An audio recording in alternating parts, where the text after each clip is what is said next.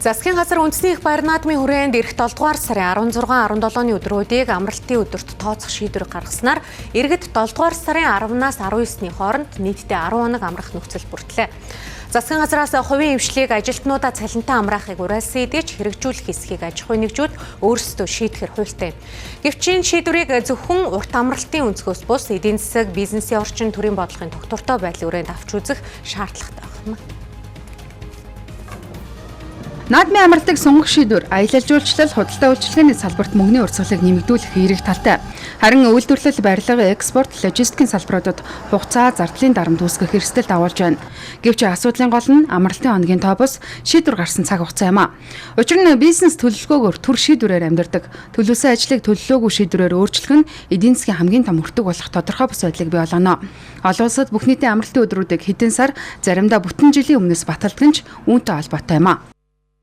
Ер нь бол яг одоо хонтын хугацаа яг хэдний өдөр амралтын өдөр ажлын өдөр нь хуульчилсан хугацаатайгаа давхцахыг бол бид нар өөрчлөлт тооцох боломжгүй. Олон улсын жишгээрээ бол бүх нийтийн одоо амралтын өдөр баярын өдрүүд нь амралтын өдрүүдэд тохиолж байгаа тохиолдолд засгийн газраас зохицуулт хийгээ явдаг ийм жишгтэй. Тэгээд манай хуулийн ч гэсэн энэ зохицуулт нээлттэй байгаа. Тэгээд үүний дагуу бол дараа одоо шаардлагатай тохиолдолд иргэд олон нийтийн хүсэлтийн дагуу одоо эдгээр асуудлуудыг шийдвэрлээд явна л гэсэн.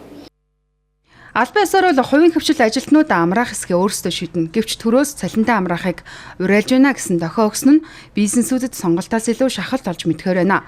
Учир нь амраахгүй бол ажилтнуудын шүүмжлэлтэй нүүр тулна, амраавал үйлдвэрлэл орлого, гэрээд ажлын хугацаанд нөлөөлнө.